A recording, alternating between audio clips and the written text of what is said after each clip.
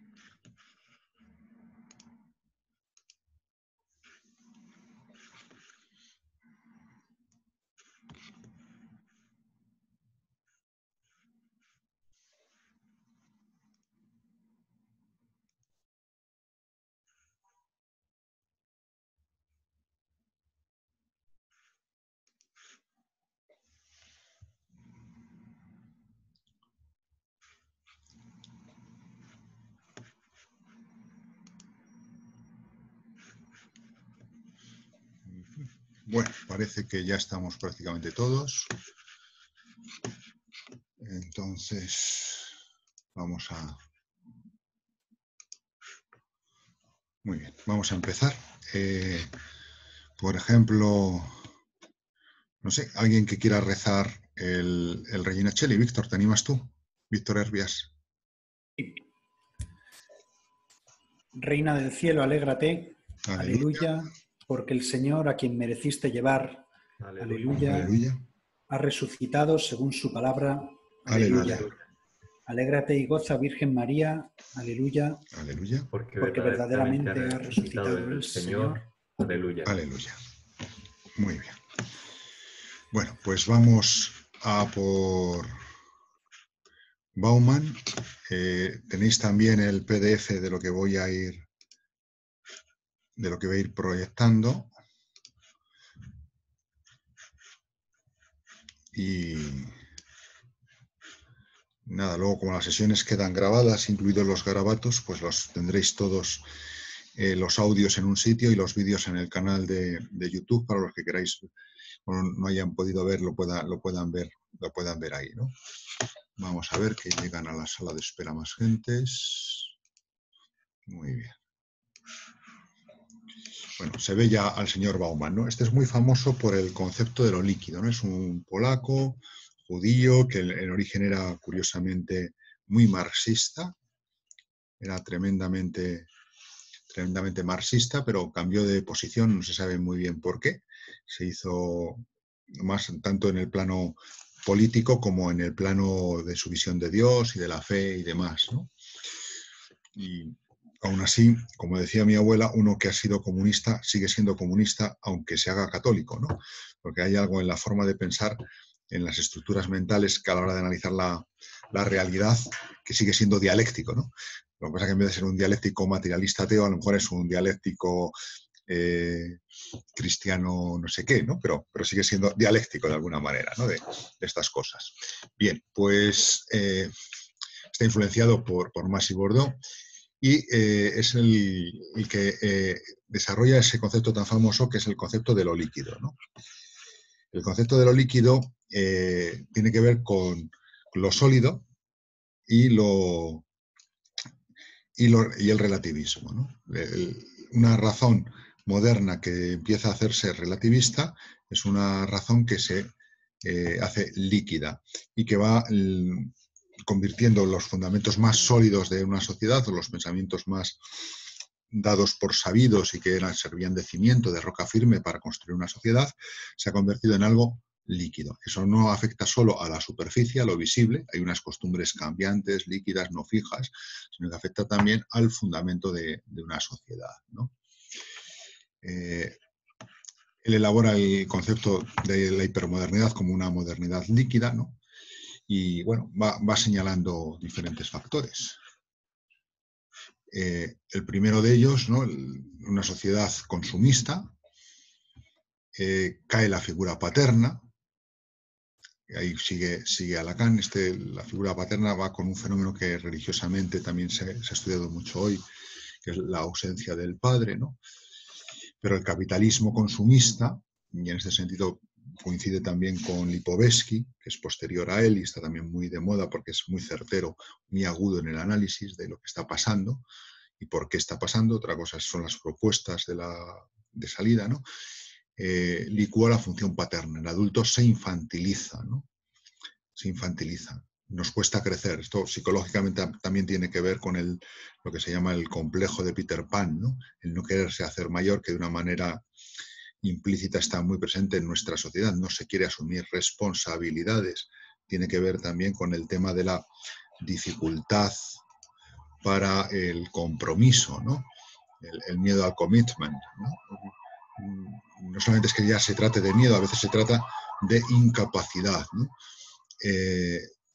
Entonces, el adulto no es seguro, no asume una responsabilidad, un compromiso, es incapaz y al final necesita que todo el mundo le esté diciendo que ha acertado, que está bien, que no se ha equivocado, después de haber pedido consejos a 1000 personas, ¿no? Fijaos que esta descripción, que la atribuye pues, al consumismo, ¿no? Que al final hace que no tenga yo que arriesgarme y asumir tareas como la generación anterior, esta generación que está siendo víctima del coronavirus, ¿no? Es algo que está muy presente a veces en nuestra vida. O sea, son rasgos que uno mismo puede ver reflejados como uno mismo está configurado por la sociedad de esta manera, ¿no? Las inseguridades, pues tendré vocación, no tendré vocación, será este mi chico, no será este mi chico, será mi chica, no será mi chica, me compro este coche, me compro este coche, voy a preguntar a este, voy a preguntar al otro, voy a tal, no sé qué. O sea, es decir, toda esa mentalidad está adoleciendo de un fundamento firme, entre ellos por la caída de la figura paterna, ¿no? Y la infantilización, ¿no? Junto, al mismo tiempo, una paradoja, ¿no? Que es el secuestro de la infancia, ¿no? Él no lo valora si esto es bueno o es malo, aunque simplemente el tono de la descripción te hace caer en la cuenta de que algo ahí no funciona, ¿no?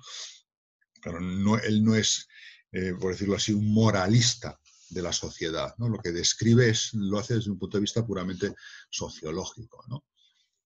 Para señalarlo, ¿no? Es decir, el niño al mismo tiempo, pues empieza a ser adolescente o a vivir como si lo fuese en una época en que todavía tiene que estar jugando al escalestris y jugando con muñecas, ¿no?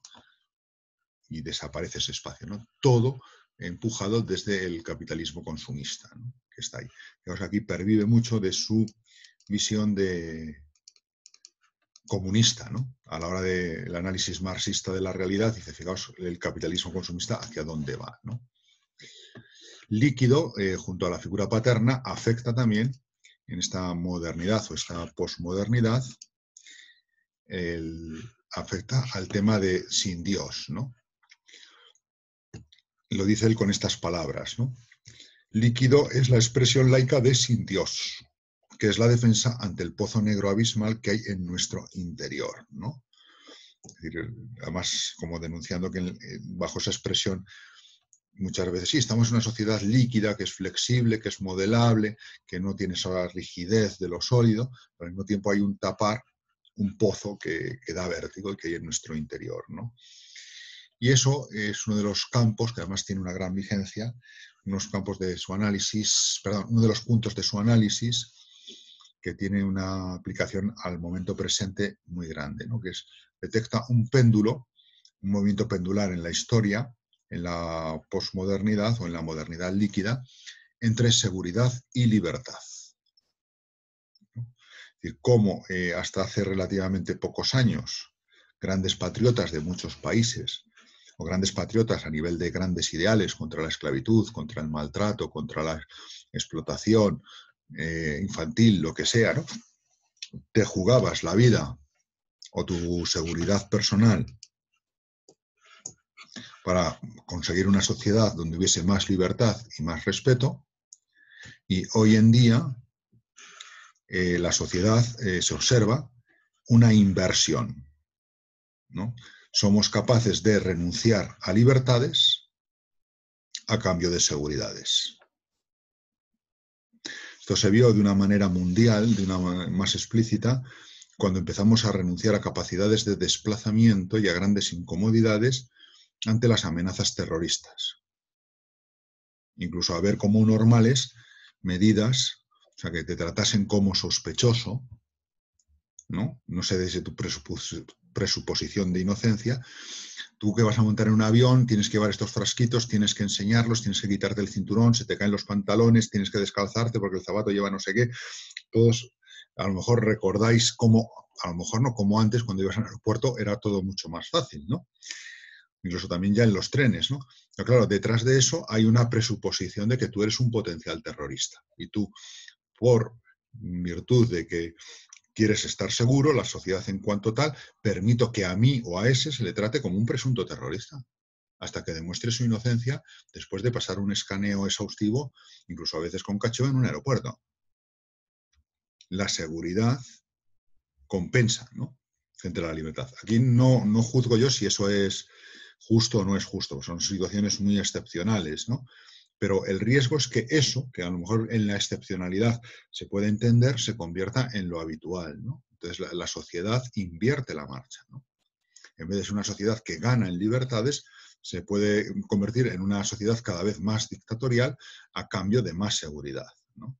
De hecho, muchas dictaduras empiezan así, ¿no? Empiezan precisamente por ofrecer seguridad, ¿no? El líder que toma decisiones y ofrece soluciones, asume el papel de ese hombre inmaduro que ha perdido al padre, que se ha infantilizado y que no es capaz de tomar el peso de su propia existencia, ¿no? O sea, confluye, ¿no?, lo líquido con un riesgo para las sociedades democráticas adultas, ¿no?, en cualquiera de sus formas, ¿no?, acentuando el peligro de las dictaduras, ¿no?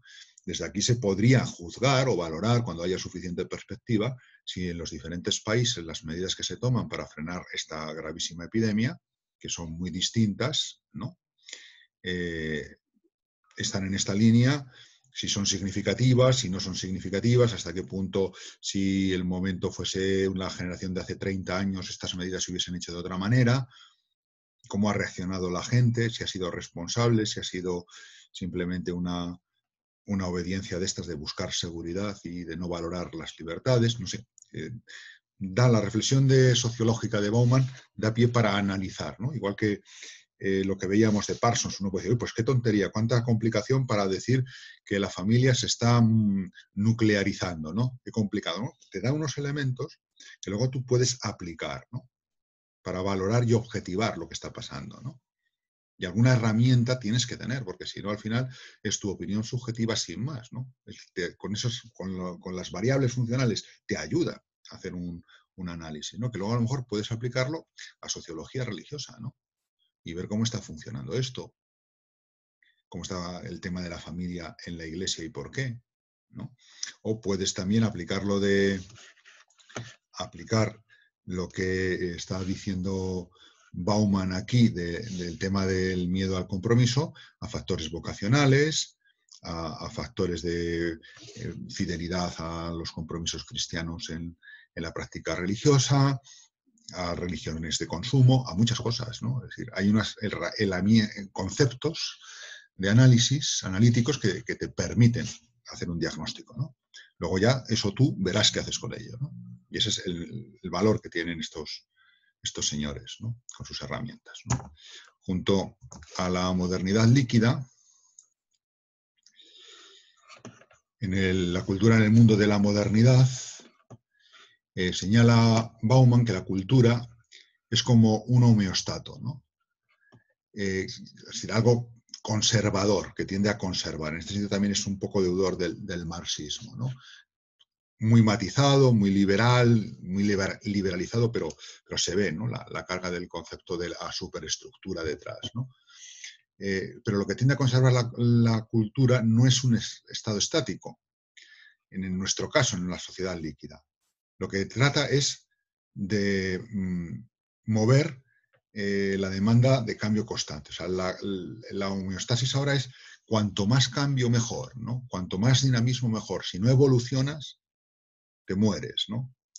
Cambia o o estás apartado, ¿no?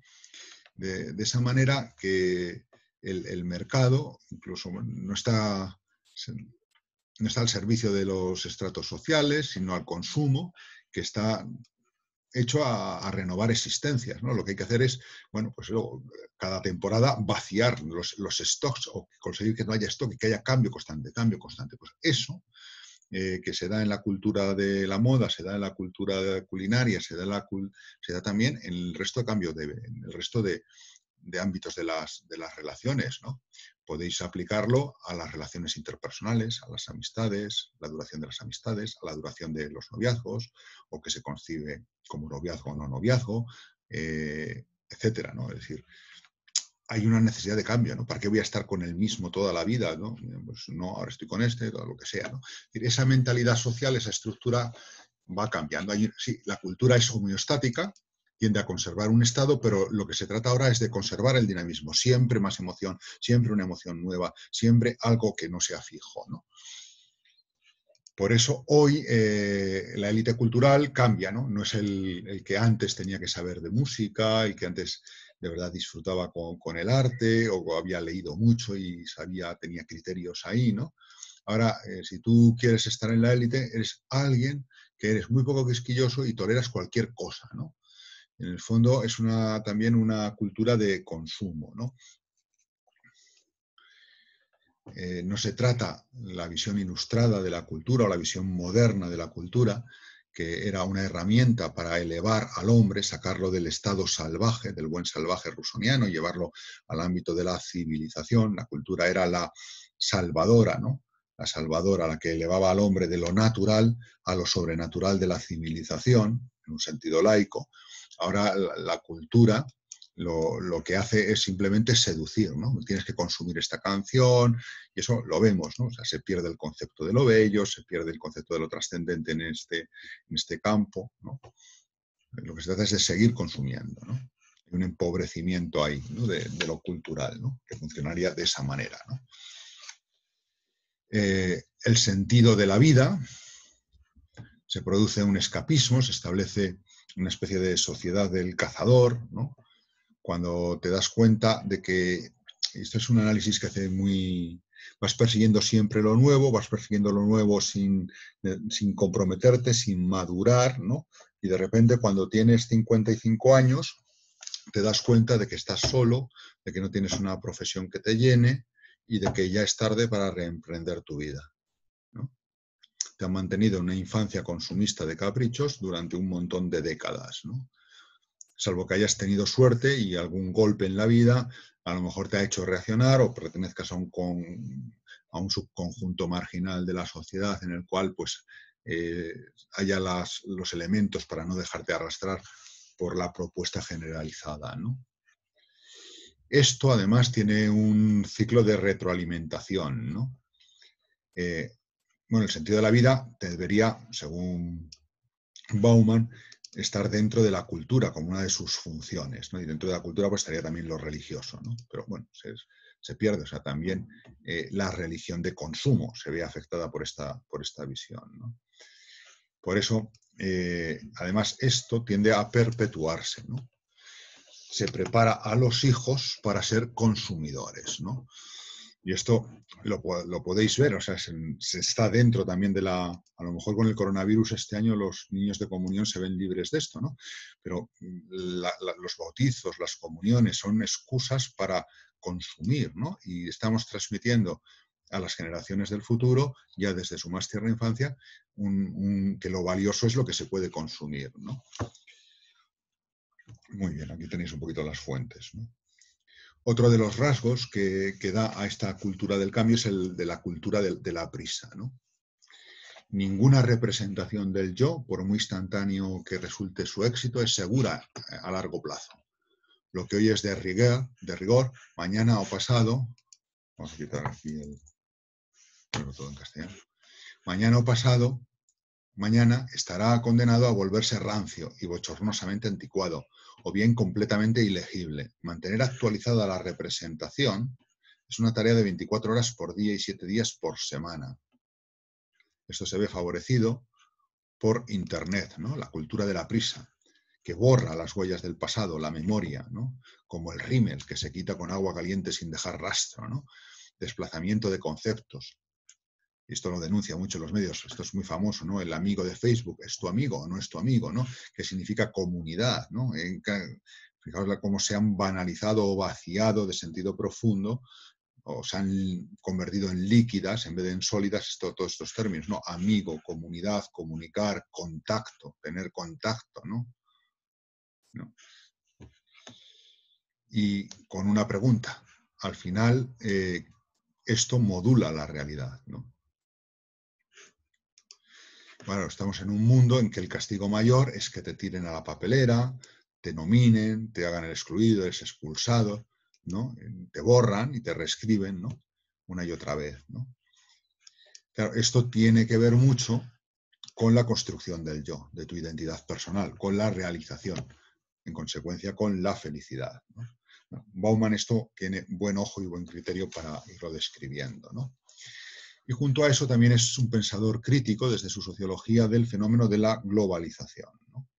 Y aquí señala una globalización multicultural, de ese relativismo líquido de que cualquier cultura es válida, cualquier cultura es igual a otra, las culturas no se pueden medir unas con otras, porque todas son expresiones y manifestaciones de un mismo ser humano, porque va a ser mejor la cultura madrileña que la cultura alcarreña, ¿no? Pues no, vete tú a saber, ¿no?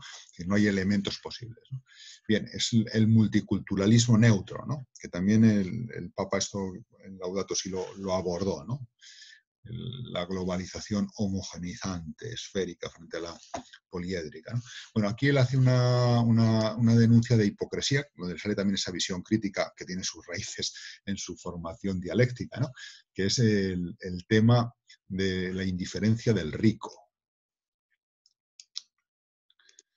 Y si no recuerdo mal, esto lo aplicaba, por ejemplo, a la Amazonia, ¿no? Curiosamente, ¿no? Como desde la visión de fuera, tú puedes decir, bueno, no, es que esa cultura hay que respetarla porque somos multiculturales, los pueblos aborígenes, cada tal, no sé qué. Entonces yo no puedo forzarles, porque tengo que respetarles, a que esta gente tenga unos estudios o la posibilidad de unos estudios o que tengan la posibilidad de acceso al agua corriente, que tenga posibilidad de acceso a hospitales, que desarrollen allí sus propios centros educativos y médicos. Y dices, no, no, no, estos están en su cultura, que es la identificación con la madre naturaleza en la selva amazónica, con lo cual, claro, me justifica a mí, que soy de una cultura occidental, a no facilitarles que tengan el desarrollo tecnológico, el desarrollo cultural, el desarrollo médico que necesitan. No, no, no te gastes dinero en potenciar allí la justicia social, en potenciar allí los hospitales, en potenciar allí todo esto, porque va contra su cultura, ¿no? Si ellos viven esa cultura y se tienen que morir 47 años porque la selva se los elimina así, pues es su problema, ¿no? Lo nuestro es respetarlo, ¿no? Entonces señala cómo dentro de eso pues hay una hipocresía, ¿no? Como en el fondo el multiculturalismo, en vez de ser un término positivo que implica compromiso y cambio social, se ha convertido en una excusa, ¿no?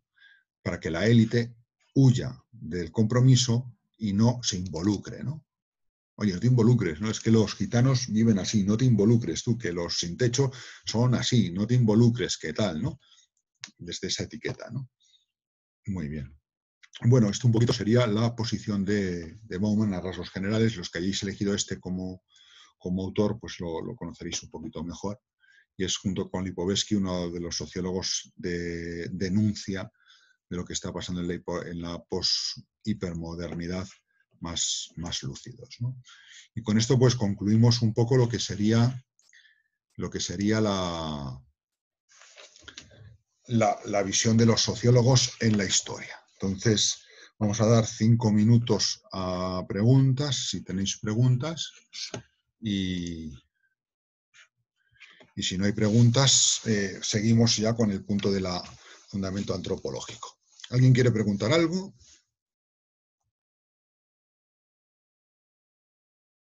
¿Nadie? Levanta la mano. ¿Estáis fritos, dormidos y aplatanados o estáis todavía con energías? Profesor, Ayer aquí... quería preguntar. ¿Qué tal? Soy El que quiera Daniela. preguntar, que diga el nombre, porque si no, no me da. Daniela, ¿eres? Sí. Sí, si puedes dar el vídeo, Sí. mejor cuando habléis. Ay. Si no puedes, déjalo. No puedo preguntar.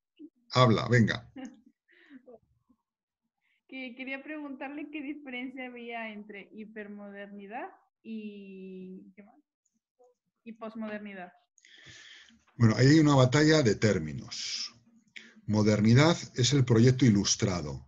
La ilustración con la razón tipo cartesiano, con el tema del progreso indefinido por el hombre por sus propios medios para llegar a la plenitud, la salvación del salvaje natural a través de la cultura y la educación, y que tiene su cumbre en lo que sería la técnica, ¿no? La técnica salva al hombre de la naturaleza y lo lleva a la plenitud, la medicina, todo el desarrollo tecnológico que estamos. Ese sería el proyecto ilustrado. A través de ese desarrollo, el hombre moderno alcanzaría un estado de paz y bienestar universal. Es la utopía de la modernidad. Esa utopía de la modernidad choca con lo que pasó en el siglo XX, en la primera mitad, las guerras mundiales, el Holocausto, etc. Los pueblos más cultos produjeron las mayores aberraciones, cosa que sigue pasando hoy, ¿no? Por ejemplo, con el tema del aborto, pero bueno, es algo que está ahí, que es de unas dimensiones de vértigo, ¿no? Bien, ante eso que pasa, hay un intento de que no vuelva a pasar. El proyecto moderno hay que eliminarlo o hay que modificarlo. Ante eso surgen varias posturas. Una es, vamos a curar la modernidad. El proyecto moderno sigue en pie, pero se ha desviado. Hay que corregir la razón ilustrada. Vamos a hacerlo poniéndola diálogo, poniéndola moderación, poniéndola tolerancia, ¿no? Es lo que hace, por ejemplo, Habermas y Apple. Están a favor de la ilustración, la modernidad no ha terminado, vamos a enderezarla. Le ponemos un parche y hacemos que siga funcionando. Otros dicen, no, la razón esta ilustrada, que es hija del cristianismo, es una razón que conduce sí o sí, porque es dogmática, conduce a la violencia. Hay que abandonarla. ¿Y cómo se la abandona? Estableciéndose de manera voluntaria en el nihilismo relativista. Entonces tenemos que luchar con nuestra voluntad por renunciar al proyecto ilustrado moderno, estableciendo un mundo postmoderno. Y tenemos a Lyotard, a Bátimo, a Rorty, ¿no? Entonces serían posmodernos. Se ha acabado la modernidad, queremos establecer lo posmoderno, ¿no? Dentro de aquí, Bauman juega un poco con el tema modernidad líquida, ¿no? Que sería, no define del todo. Lo que estamos viviendo ahora es moderno y es consecuencia de la modernidad, es todavía dentro del proyecto ilustrado, o es algo consecuencia de ese relativismo cambiante que ya es posmoderno. Hay un cambio de horizonte, hay un cambio de paradigma de moderno a posmoderno. Bueno, él dice la modernidad líquida, ¿no? Y quedaría una tercera posibilidad, que es la que hace Lipovetsky. Lipovetsky viene a decir que lo que está ocurriendo es moderno, pero llevado al extremo. No se trata ni posmoderno, ni una modernidad convertida de sólida en líquida y camino de lo gaseoso, que sería el tercer estado, ¿no? De lo moderno a lo líquido, de lo líquido a lo gaseoso, ¿no? Aquí lo que nos encontraríamos es simplemente con las últimas consecuencias llevadas hasta el extremo del proyecto moderno. El proyecto moderno ha exagerado la individualidad. En el fondo, la libertad se ha comido a la igualdad y a la fraternidad y se ha convertido en algo absolutamente individualista. Y la técnica se ha convertido en consumo materialista. Entonces, lo que tenemos hoy es una sociedad hipermoderna, máximo individualismo, máximo consumismo, máximo bienestar, máxima tecnificación, en la cual se produce una inmensa paradoja, que es lo que dice Lipovetsky, la paradoja de que aquello que nos tenía que hacer más ligeros, más capaces de sobrellevar la vida sin grandes pesos, paradójicamente se convierte en algo pesado. Entonces la hipermodernidad es light, de etiqueta, pero de vivencia heavy, pesada. Y él lo analiza poniendo diferentes ejemplos, ¿no? Y bueno, pues uno es de nivel tecnológico. Sí, no hace falta que tengas discos duros en tu ordenador muy grandes ni tal, todo puedes tener un teléfono súper ligero, tal, no sé qué, porque, o un ordenador súper ligero, porque todo está en la red. Todo light, tal. Y al final acabas agobiado, pesado, porque pierdo la conexión, no consigo la conexión, me puedo conectar, ahora hay aquí no hay cobertura, aquí hay sí cobertura, no sé qué. ¿No? Lo light se convierte en pesado, ¿no? Y así sucesivamente también, pues, por ejemplo, hace un estudio en ese sentido de las relaciones interhumanas, ¿no? Del amor, ¿no? El amor en la sociedad hipermoderna, el amor de pareja sería un amor light, sin compromiso, ¿no? Hace un diagnóstico complementario del de Bauman, ¿no? Claro, es individual, el individuo es narcisista, se busca a sí mismo, es hipernarcisista el moderno, el hipermoderno, no busca, tiene miedo al compromiso, entonces busca un tipo de relaciones que sean absolutamente light, ¿no? Cuando tú haces las encuestas sociológicas, porque esto se basa en encuestas, en estudios de campo, ¿no? Cuando haces las encuestas sociológicas, lo que descubre Lipovetsky en Francia es que el amor libre y light del hombre hipermoderno, en vez de ser ligero y hacerle la vida más feliz y ir flotando feliz entre las nubes, resulta que el hombre vive agobiado en si mi pareja me va a dejar o no me va a dejar. O sea, el miedo al abandono.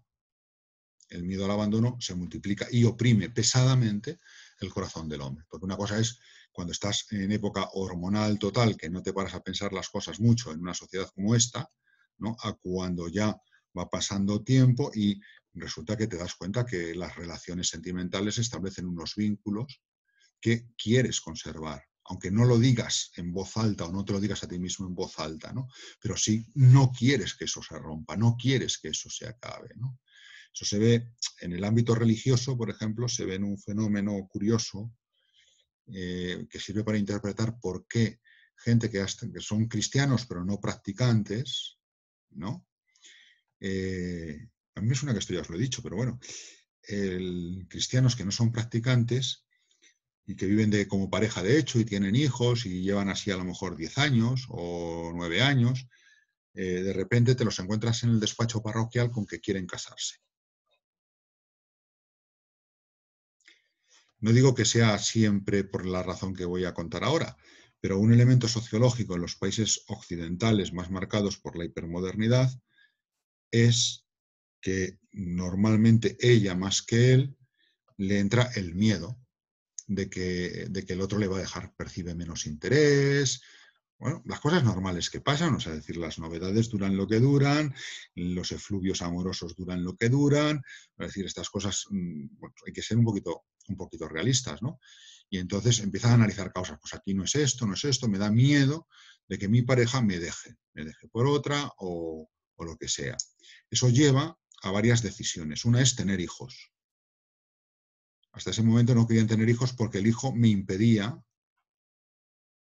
vivir mi vida. Me impide viajar, supone un gasto de dinero, no puedo tener los mismos caprichos, etc. De repente ella quiere tener un hijo incluso con trampas. ¿Para qué? Para atarlo con la paternidad, ¿no? Y otras veces ocurre que voy a pedir una boda por la iglesia porque ya no se me ocurre cómo atarlo, a ver si es verdad eso del sacramento, y así queda atado, ¿no? Y el vínculo se fortalece, ¿no? Bueno, eso cuando os toque tratar pastoralmente tendréis que detectar, porque lógicamente o se sana, no es que no se haya que casarles, pero no es una razón válida para un matrimonio el miedo a perder al otro, ¿no? Ahí hay que curar el miedo a perder al otro sanando unas cosas que son mucho más profundas, ¿no? Bueno, entonces ahí tenemos hipermodernidad, postmodernidad, modernidad, con unas discusiones tremendas. Apple, Habermas, Ratzinger, Bauman, Rorty, Lipovetsky, Bátimo, todos estos están ahí metidos en diferentes cosas, ¿no? ¿Vale, Daniela? Sí, Se ha ido, profesor, gracias. no aguanto la respuesta. Muy bien. ¿Alguna pregunta más? ¿No? Bien, pues entonces vamos a pasar en los minutos que nos quedan, en el cuarto de hora que nos queda, a la cuestión de antropología. Entonces voy a poner de entrada, os pongo aquí, a ver si se me deja esto. ¿Qué es lo que tenemos que ver aquí? que hay como varias ideas clave, ¿no? Ideas clave. Lo social tiene peso porque el hombre es, por ser persona, social. El pensamiento clásico lo decía diciendo que el hombre es social por naturaleza. La sociedad no es algo que se me ha puesto ahí, sino que yo soy social. La llevo en mí, de alguna manera. La sociedad no es algo posterior al individuo, que tenga que explicar por presión o por un pacto posterior. No, yo, por ser yo, llevo a los demás conmigo. La persona es un ser con los demás. El ser es un ser con. Sein es un Mitsein, ¿no? O en terminología de Marcel es un ser para también, ¿no? El homo viator es un ser para. Eso los personalismos, existencialismos y el cristianismo y la filosofía clásica con la relacionalidad y la socialidad de la persona lo tienen muy claro, ¿no? Entonces, eso hace que lo que se vive en la sociedad no sea extraño, sino que me influya. Y al mismo tiempo me influye según mi modo de ser, que soy libre, que es la segunda idea, ¿no? El hombre es libre en su articulación con lo social. Lo social no es postizo, es originario junto con lo individual. Al mismo tiempo, la libertad se hace compaginable con esa influencia real, ese peso real de lo social en mí. Es decir, que lo social no me influye, es quimérico, ¿no? Te influyen cuando digas para decir no me está influyendo. No me está influyendo la moda que se ha puesto en el seminario de dejarse barba, ¿no? Entonces, incluso el que no se deja barba en el seminario está influido por eso. Es una forma de rebeldía antibarba. Yo qué sé, ¿no? Bueno, es un ejemplo un poco tonto, pero es decir, no está al margen, no puede quedar al margen, ¿no? Es libre y al mismo tiempo está marcado socialmente desde la estructura de la persona, ¿no? Junto a eso hay un punto importante, se trata de que mi estructura personal está abierta durante su existencia en un proyecto de realización hacia la felicidad. Ese proyecto que viene abierto por mi ser personal y mi ser natural, ¿no? Ese proyecto se puede cumplir o no se puede cumplir, se puede ver interrumpido por la muerte, pero se ve indudablemente condicionado por los demás, ¿no? Por lo que socialmente es posible. Vale. Pues en ese construir mi identidad, vamos a llamarlo identidad en un sentido psicológico-social, yo construyo quién soy yo en ese entorno, según mi proyecto. Yo voy a ser un sacerdote de este tipo, yo voy a ser una consagrada de esta, yo voy a ser un papá o una mamá de estas características, ¿no? Tú vas haciendo tu proyecto de una manera más o menos consciente o inconsciente con los elementos que tú tienes en tu ambiente, los medios y las condiciones que decía Parsons, ¿no? Los condicionamientos y las posibilidades que diría Zubiri, ¿no? Bien, es verdad que tu yo lo haces tú, con tu libertad y la sociedad. Construyes tu identidad. Ahora, esa identidad descansa, y por eso os he puesto este cuadro aquí, que es el de Jaspers, descansa, y si no, no es posible, sobre un yo ontológico.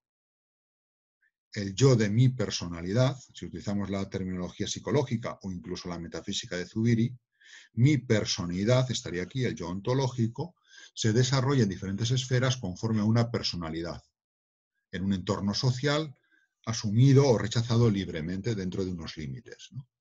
Bien, pues todo lo que yo hago, mi identidad, mi alteridad, mi mismidad, mi permanencia en el tiempo, mi unidad y no mi fraccionamiento, todo eso, todas esas experiencias que la filosofía es capaz de ver, descansan y son posibles solo si hay un yo ontológico. Yo ontológico, personalidad, persona constitutiva, la persona con su naturaleza, son nociones antropológicas que aquí señalan a un mismo punto. Yo no soy pura construcción social.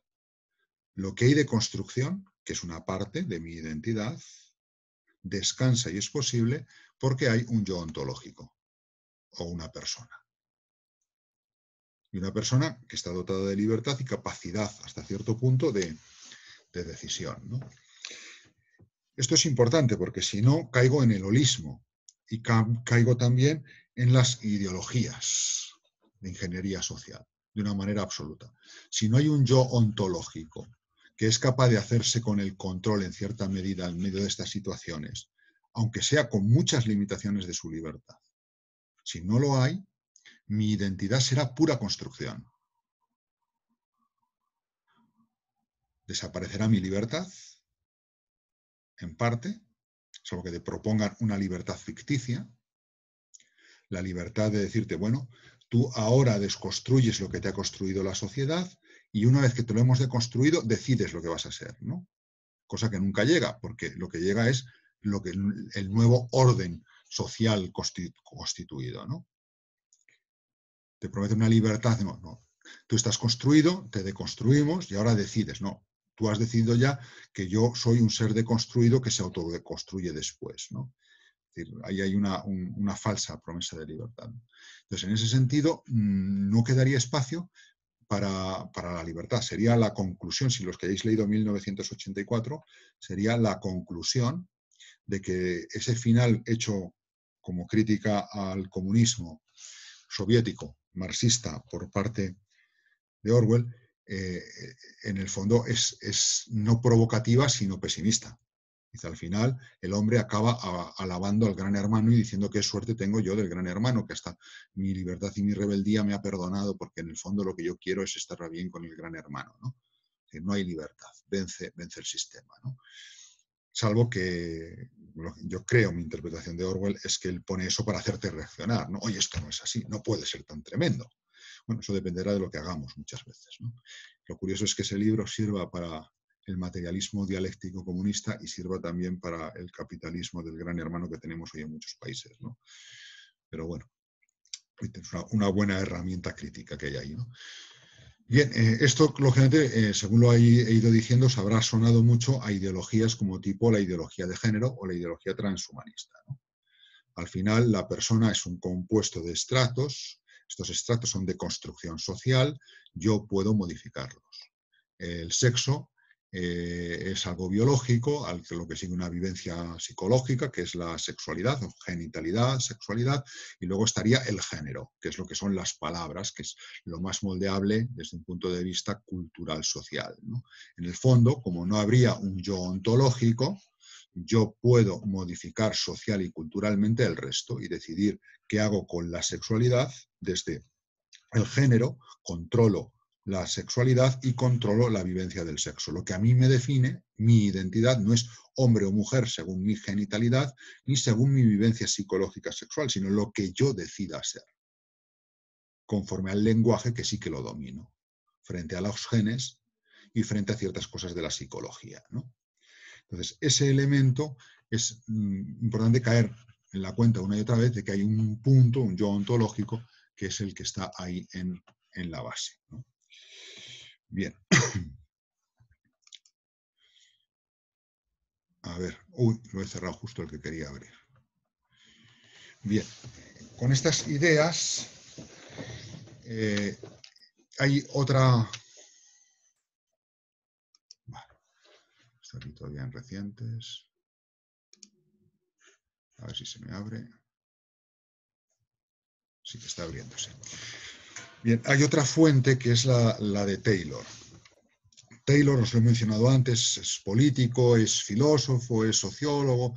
Él se formó en la filosofía oxoniense, el canadiense. Tiene un librito que fue su tesis, que fue Las fuentes del yo, o la construcción de la identidad, ¿no? Es un librito que no hace metafísica, pero apunta precisamente a ese núcleo, ¿no? Y además es un hombre muy válido hoy en día porque por su contexto multicultural francés, de las autonomías, las independencias, dos culturas distintas, tiene una gran vigencia, ¿no? No es un hombre que te lo puedan descalificar de antemano desde razones ideológicas, ¿no?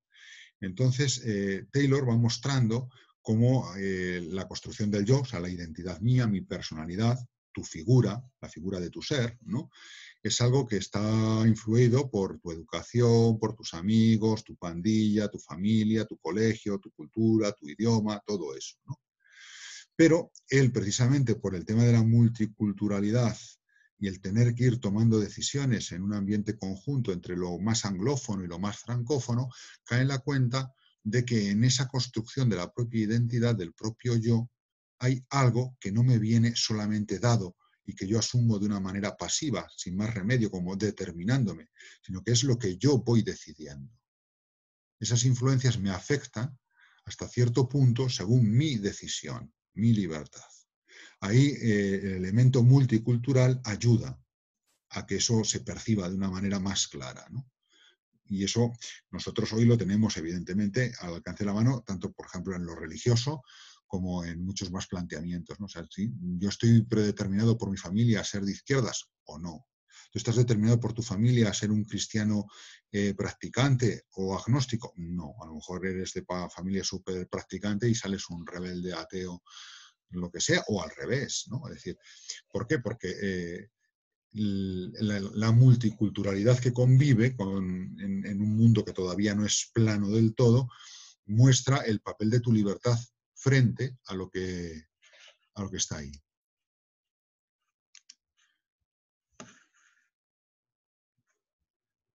Vale. Me dicen que la fecha de nacimiento de quién.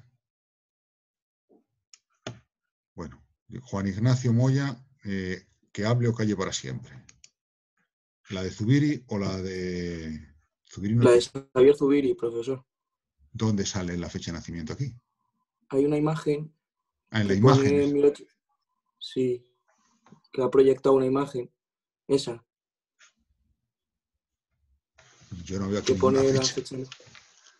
Ah, sí, Sí, es que pone, sí, 898, sí, no me había fijado, es que ni siquiera la veía yo. Tienes una vista del lince, es 1898, es la fecha de nacimiento de Zubiri. Sí, Si no hubiese sí. vivido Solo casi era esa apreciación, nada más. Gracias, 200, casi Nada. 200 años. Muy bien. Vale, bueno, Taylor lo que pone ahí es, en el fondo, sobre ¿y cómo es posible ser libre para ir decidiendo qué me afecta y no me afecta en una sociedad multicultural? Para que esto pueda ser así, hace falta que detrás del yo que yo me construyo haya algo más radical desde donde yo decido y asumo, ¿no? Y apoya, entonces ahí sobrepasa los límites de los estructuralismos, de las ideologías, ¿no? Hay algo metafísico, no lo llega a decir con esta terminología, pero hay algo metafísico que está ahí detrás posibilitando la construcción de mi identidad, ¿no? Bien, estos serían como los prolegómenos al asunto, ¿no?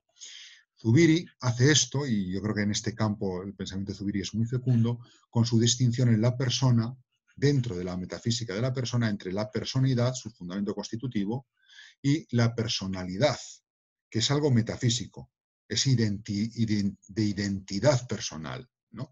No es solamente psicológico, incluye lo psicológico, ¿no?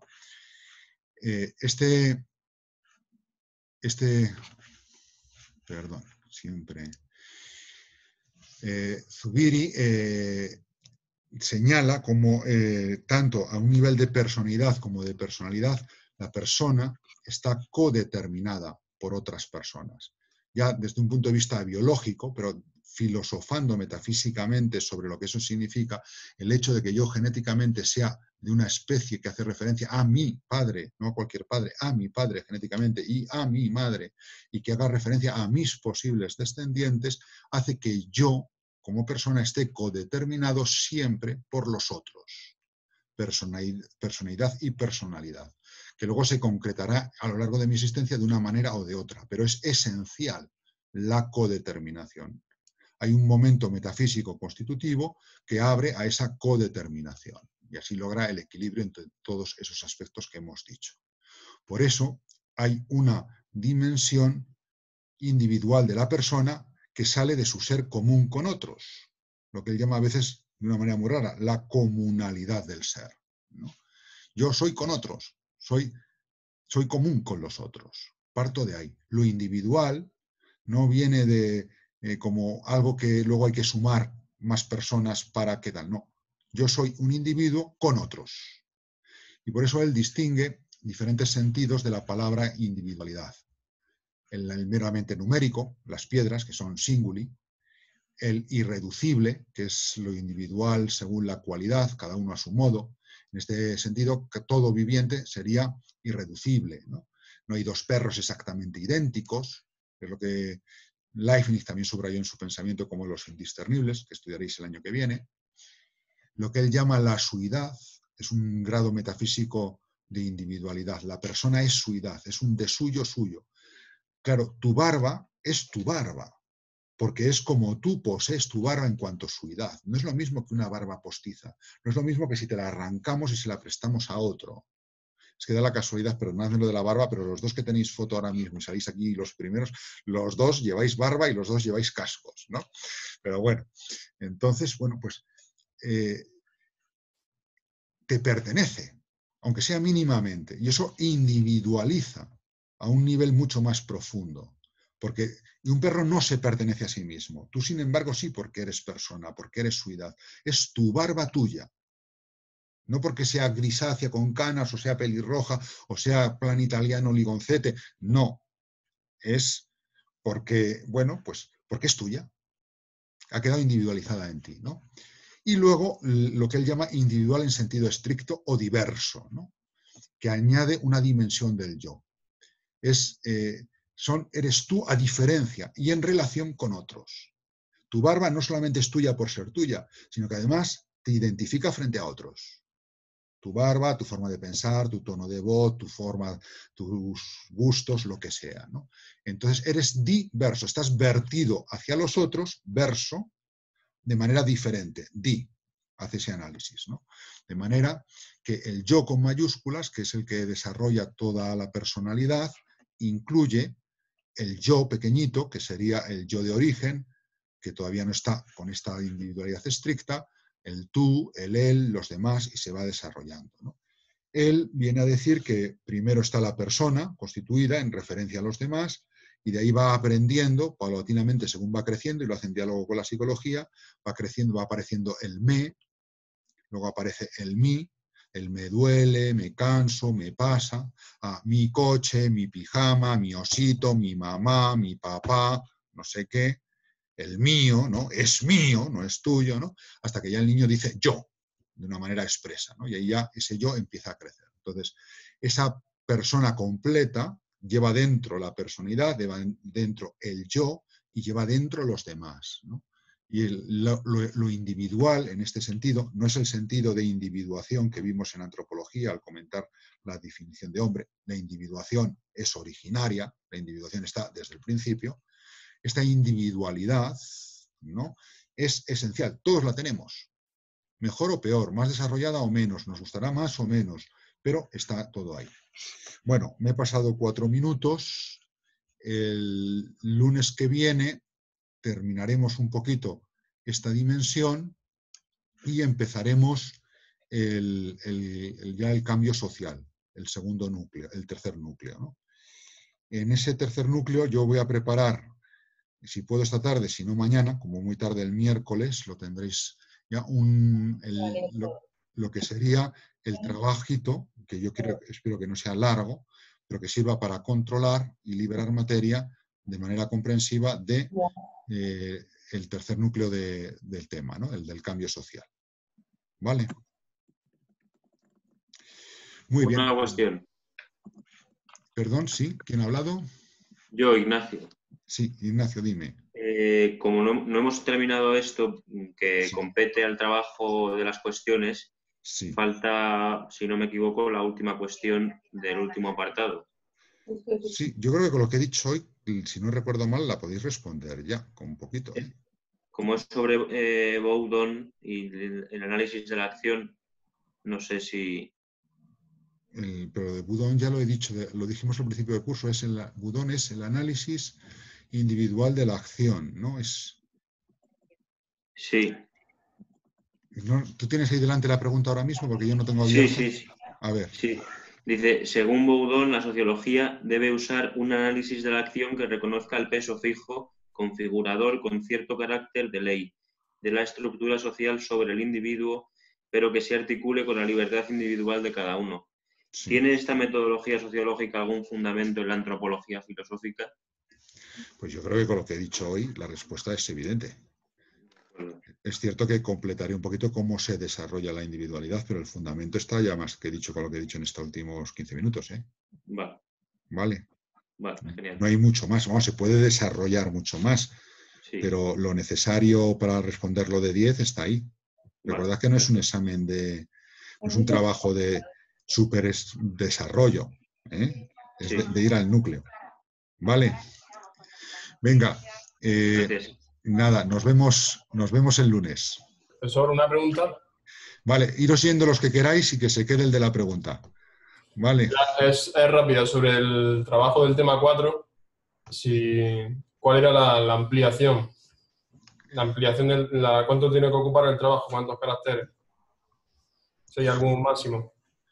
No me acuerdo ahora. ¿Aún no os acordáis? Yo creo que lo puse en un escrito. ¿El delegado se ha ido ya? Que no lo recuerdo. No, el delegado eres tú y no lo recuerdas. No, yo no soy el delegado. Ah, no, José María González, estás ahí pero no respondes. Es que Creo que dijo entre 10.000 y 20.000 caracteres. es lo que me sonaba a mí. Sí, 10.000 y 20.000. 10.000 que vienen a ser como 3 páginas y media más o menos, ¿no? Sí. Sí, eso dijo. Sí. Pues eso es, ¿vale? De acuerdo, gracias. Tened en cuenta que no se trata de enrollarse, se trata de decir cosas interesantes, que a ti te importen, que a ti te interesen.